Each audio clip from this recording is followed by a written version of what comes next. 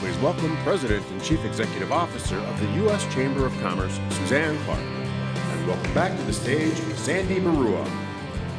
Hey, everyone. All right.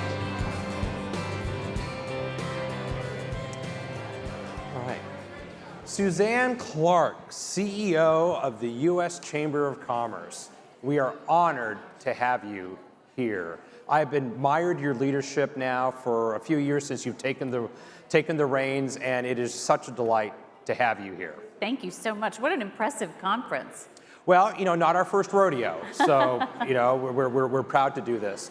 So I want to start with just a really big thank you. Obviously, I have the honor of running a regional chamber of commerce, and especially during COVID, when there was so much uncertainty in the world, especially in our health, in the business community, your team, Neil Bradley, my friend Sarah Armstrong, you yourself, your entire team, what you provided us as regional local chambers, helped us do our job better, and we're just internally grateful.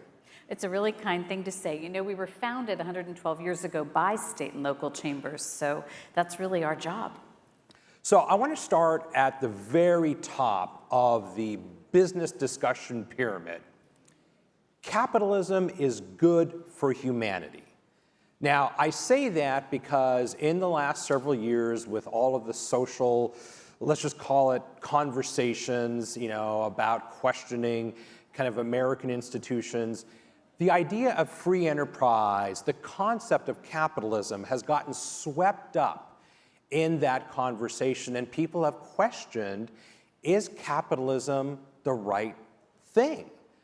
I would love you as as the head voice for American business to respond to the criticism that capitalism may not be the right choice for society. Well, I appreciate that opportunity. I feel like I spend all day, every day defending free enterprise, so it's a joy to do it. I'll try not to take the whole 28 minutes we have to do this, but look, capitalism has lifted more than 70% of the world's population out of extreme poverty. If you look at Bono, I'm kind of paraphrasing, but he says foreign aid is a Band-Aid, but free enterprise is a cure. And you really don't have to go much further than Detroit. I mean, look at what has happened with business investment, what that means to a community, what a job means to a community, what it means to health outcomes, what it means to environmental outcomes. And so I think the concern that we have isn't that it's perfect, right? It's that it's an evolving system. It's the best one we have. And we all need to lean into it a little bit more to make sure that it stays strong and has passionate support for all the problems it still has to solve. And, without capitalism, there's no innovation, the drugs that save lives, the infrastructure that gets built around, none of that happens without capitalism. No, I think as a society, we really expect business to solve a lot of big problems at scale, right? And that only happens if you have a free enterprise system.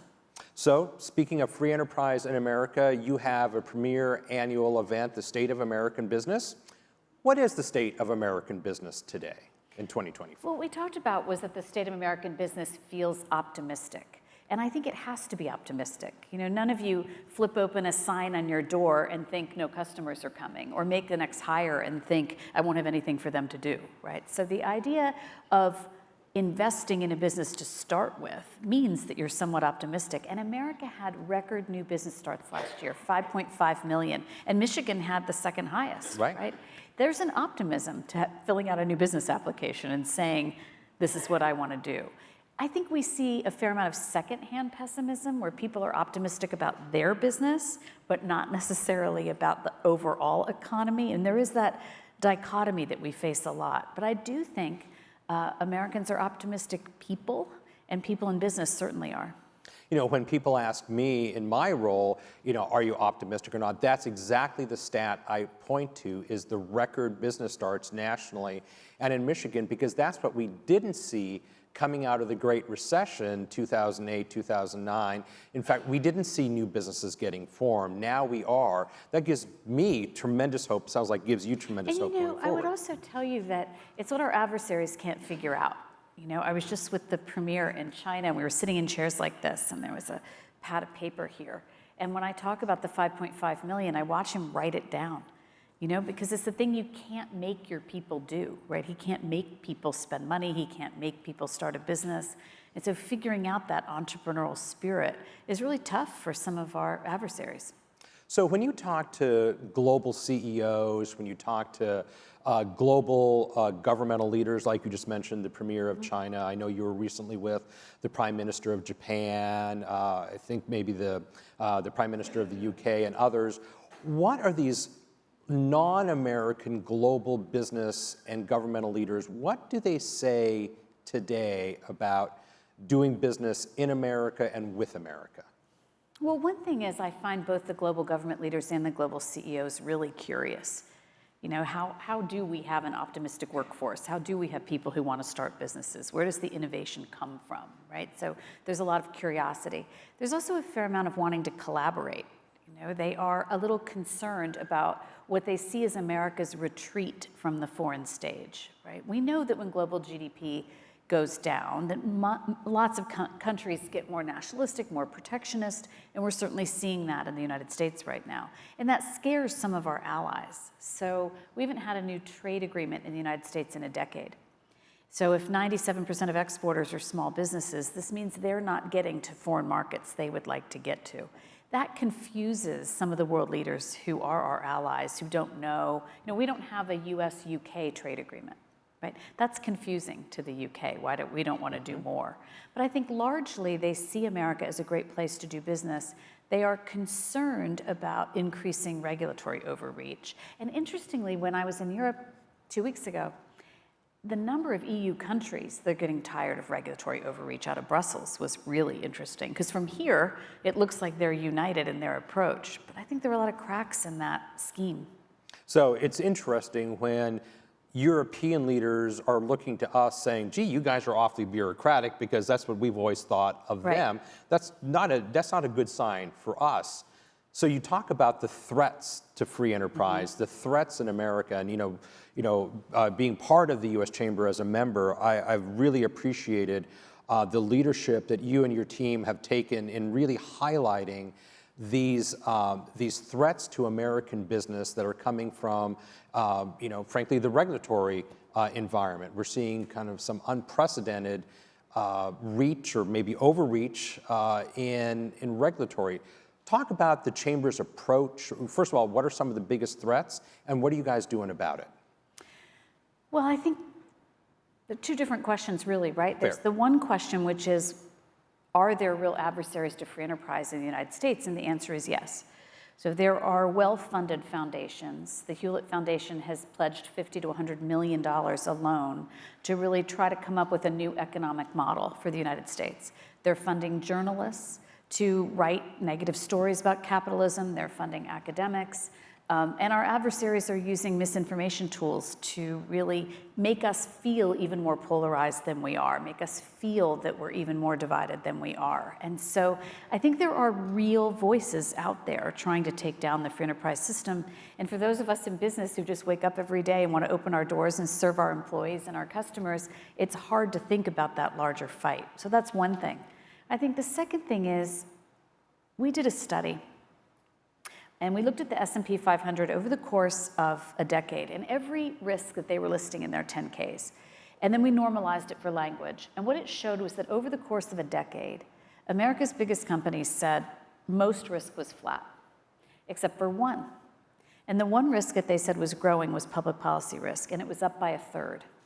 And it's why what you do in Detroit, what we do together at the national level is so important, because public policy risk from your own government, is really dangerous for business. And it's dangerous mostly because of the uncertainty. So if you look at how many elections in the United States are now swing elections, so you go guardrail to guardrail on energy policy or guardrail to guardrail on different policies, no business can make a new strategic plan every 18 months, right? So that uncertainty itself is a risk. So I would say real adversaries, real uncertainty, and then you brought up regulatory risk. There's so much that we need our government to do, that we need a strong, effective, and smart government to do. But when governments start doing things that they don't have the authority to do, when they want to be experts on everything like running your business, then the U.S. Chamber will step in to stop them. We'll start by filing comments on new rules. We'll start with working with regulators to try to get to good rules that would help. But if they continue to overreach their statutory authority, then we sue them. And so we are on our 10th lawsuit this year.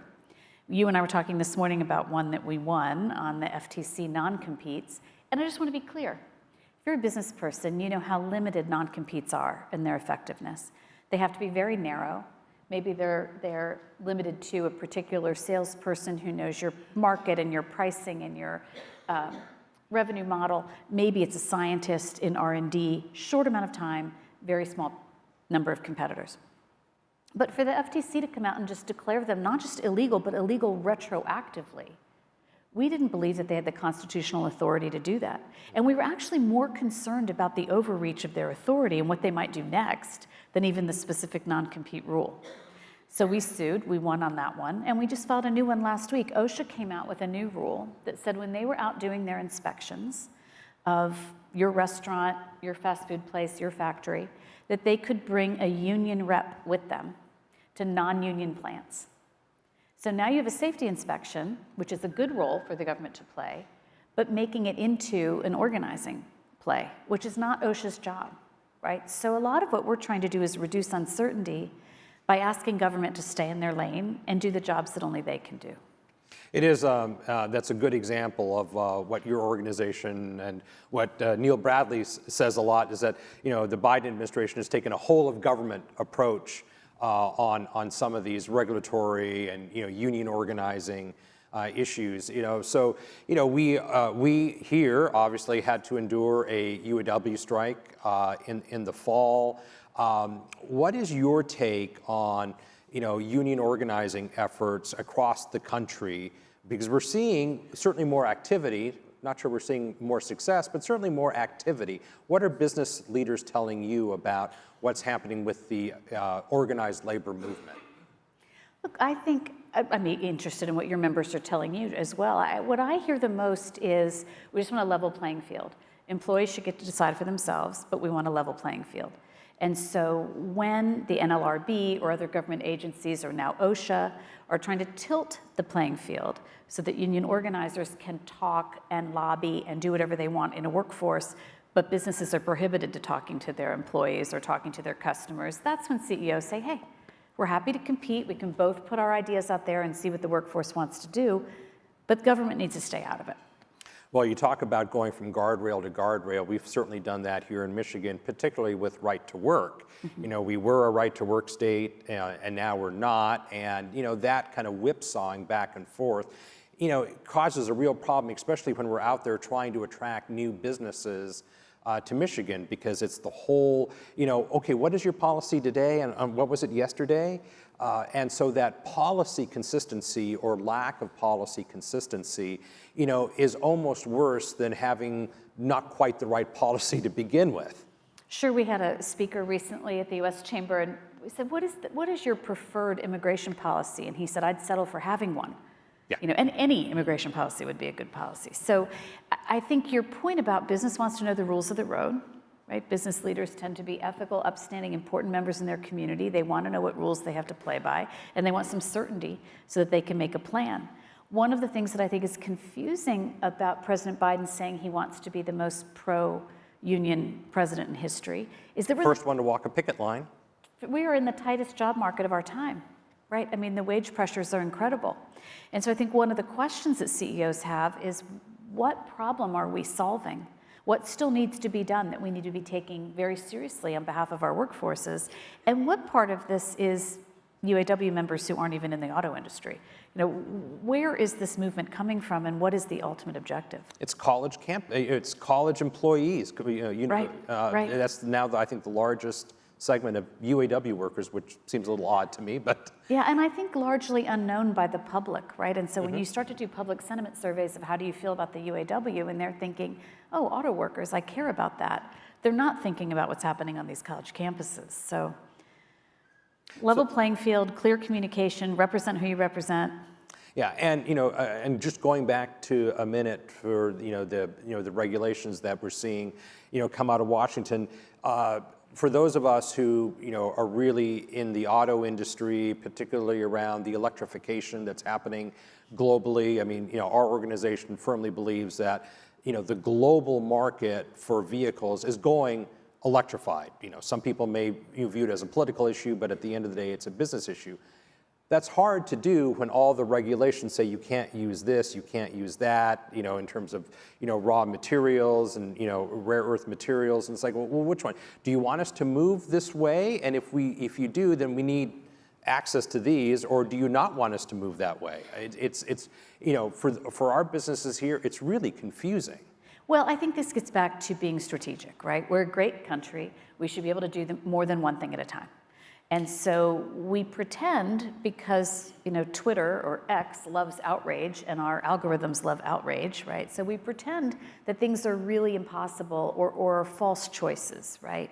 Of course, we should be able to have border security and more legal immigration, right? Of course, we should be able to address climate change and use our own natural resources. Of course, these aren't, choices that you have to make. And yet, these are how business thinks. What's the strategy? What's the compromise? Where are we trying to get? So the problem we have a lot with EVs is that we don't want to do any copper mining, right? We don't want to mine for critical minerals. We have a really outdated electrical grid. And so the state of Maryland, the Mary Kane at the Maryland Chamber, you know her well, will tell you, they'll show you pictures of all of the police cars they were mandated to buy, electric police cars in Maryland. And they're all in a lot because their grid can't support charging them. So it's not that EVs are holistically good or holistically bad, it's what's the strategy, what are we trying to accomplish, and which things can we do in what order?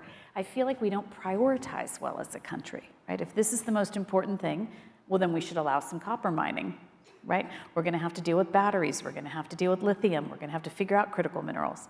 But I think we need policymakers, not politicians, who will speak truth to the people about these issues. We have to do these things to get where we're going. We can't just get there magically. And who understand how business works. That you just can't mandate something and all of a sudden people will buy that product or change their consumer behavior in a particular way just because there is a new government mandate or regulation. Right.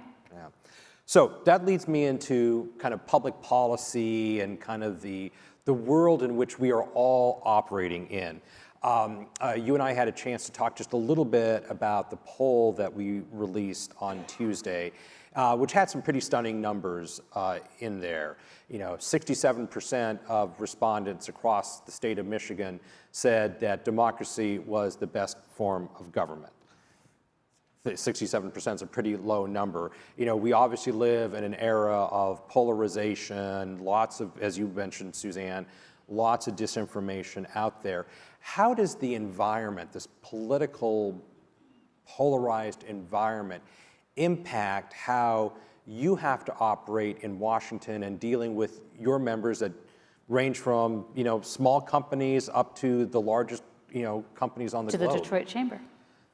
Well, let's put it someplace in the middle at best, right? Look, I think, again, we're a great country. We can do hard things, right? And so these dichotomies, these false choices are really, I think, what's getting us into the most trouble.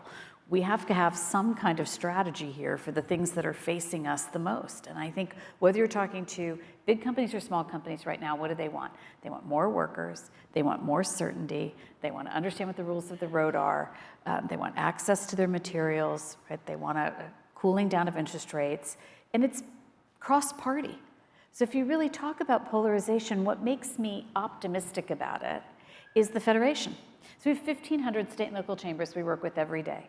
They're in real blue states and they're in real red states. And they almost all agree on what we need to do as a country to help job creators, help communities and families, right?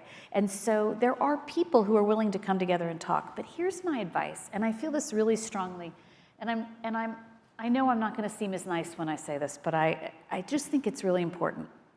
I think the business community isn't loud enough because we get polite.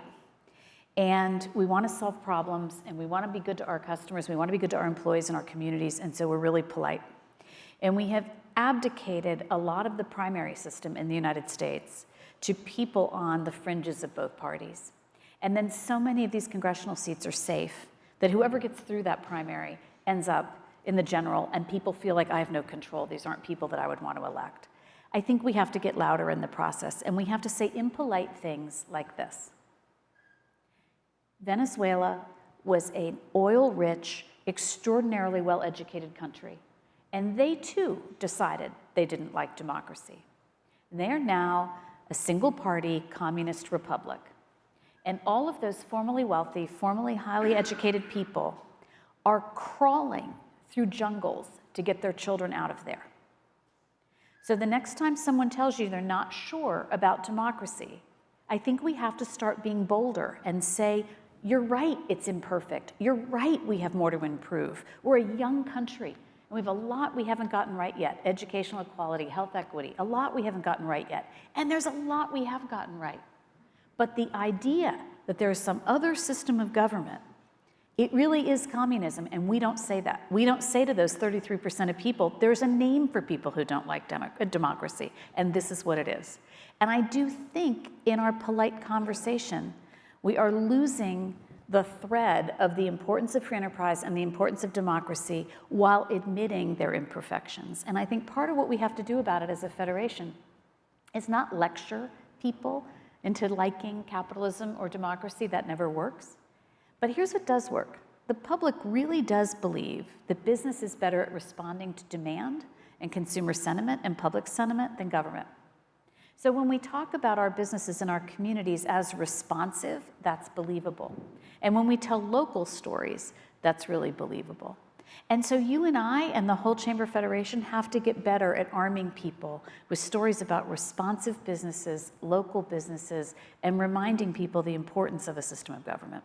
You know, when I kicked off the conference this morning, I used the Edelman Trust Barometer, which shows business leaders as the most trusted voice that people interact with every day, as media, as other institutions, you know, particularly government leaders, have fallen in trust, and that really kind of puts the onus on, you know, the members that we represent and organizations like ours to really be a voice in public, because, you know, certainly when I started my career on Capitol Hill back in the 80s, when we were inventing the wheel, right, as I said this morning, you know, it was just, you know, the business party was the Republican Party, it was the Chamber of Commerce Party. Now it's much more a la carte, certainly from our view here in Michigan. I assume at the national level, it's more a la carte, you know, in terms of who you go to, which party you go to advance business issues. I think every issue is its own coalition now, you know, and you just have to make friends on every issue and talk to people.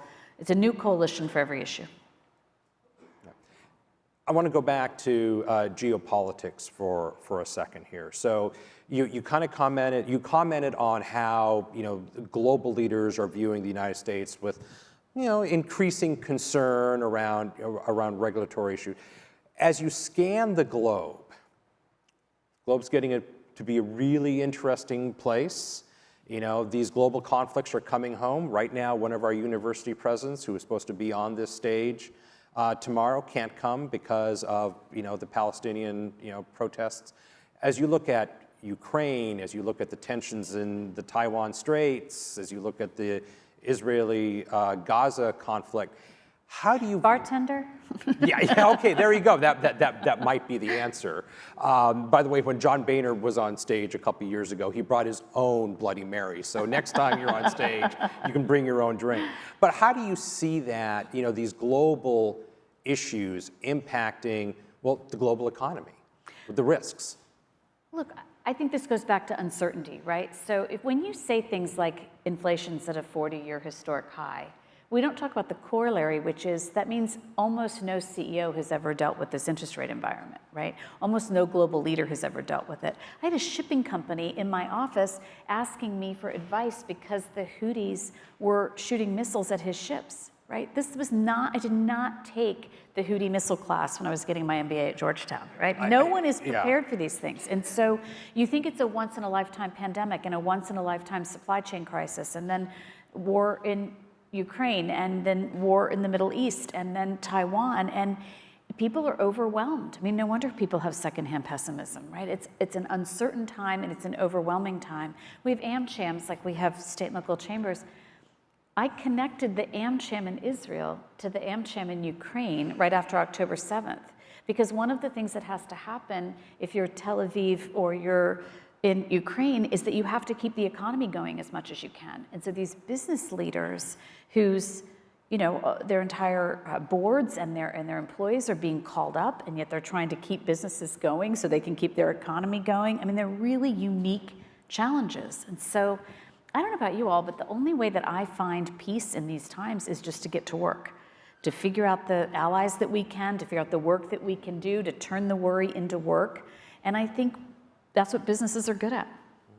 And let's face it, I mean, our country, our economy, we got through the turmoil of the 1960s, we got through the Iraq War, we got through the pretty serious recessions, both at the beginning of 2007, 2008, early 1980s, and our economy keeps growing.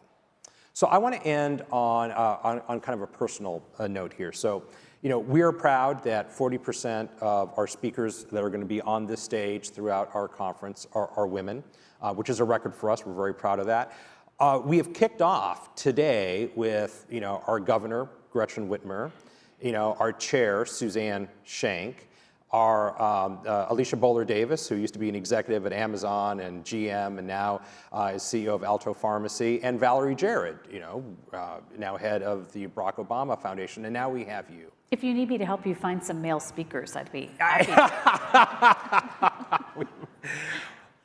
What is it like being the voice and the face of American business as a woman who's risen to the ranks that you have? That's question number one. I'm going to have a follow-up as well. I'm the first. There have only been 3 CEOs of the U.S. Chamber in the last 55 years. So Dick Lesher was CEO for 22 years. Tom Donahue was CEO for 24 years. I've been CEO for 3. So it is not an institution that changes rapidly. And sometimes I sit in that office in this building that was built 112 years ago, and I think about who had this job in the Depression, who had this job in the race riots, who had this job in the world wars, and what was that burden like? So I think that carrying the mantle of a 112-year-old organization forward is always a big burden, or not burden, but responsibility that I take really seriously. I am the first female to do the job, and I don't know, this sounds sarcastic and I don't mean it this way, but I have a hard time with this question because I'm like, I don't know what it feels like to be a male CEO. So like a little bit complicated of an answer, but I would say this. Madeleine Albright once said that she felt men and women are really different and they bring different skills to bear. And she always thought that in some ways being a woman made it easier to be Secretary of State, that she had a range of emotional tools, including being surprising in some countries to show up as a woman, So I think we're all using our skills and our gifts the best way we can. So there are situations where it's a disadvantage to be female, and there's situations where it's an advantage. And so I think it's just using your gifts the best way that you can. I feel proud of it. I have an only child. She's 18. She's graduating from high school next week. I would accept all of your prayers that I get through Beach Week successfully, please. And I'm really proud when she comes to the chamber and she sees female leaders. We did our trip to the B7 last week to give the business community recommendations to the G7 leaders. The president is Italy this year. And so here you had the president of the G7 is the Italian prime minister who's female. The lead CEO in our delegation was Chrissy Taylor, who runs Enterprise Mobility. And I was there, and it's changing. It's changing pretty quickly.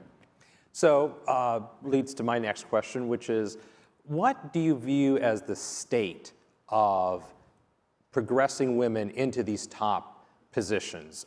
Do you feel like we've made enough progress, or we're still lagging behind?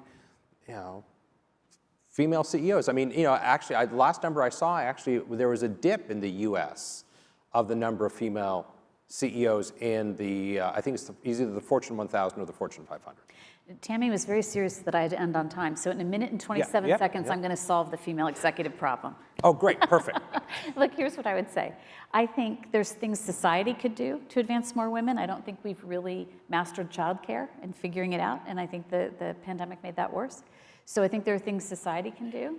But I also think there are things women can do. And the truth is that the path to the C-suite is usually running a P&L.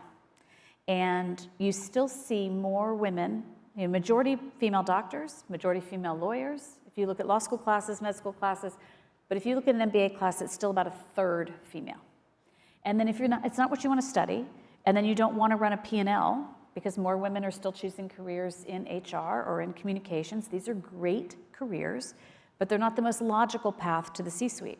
So if you're not going to take an international assignment, you're not going to run a P&L, you don't want to get your MBA, then it's going to be a little harder for you to stand back and be angry that, you know, you're not on a public company board or you're not in a C-suite.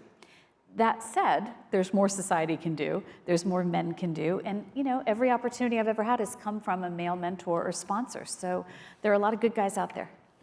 Well, I'm glad you think I'm one of them. At least I hope to. Suzanne Clark, CEO, U.S. Chamber, we are honored to have you. You're doing an amazing job. I find your leadership really inspiring. Thank you. Thank you. And you have one of the best in the country running your chamber. Congratulations. All right. Thank you all.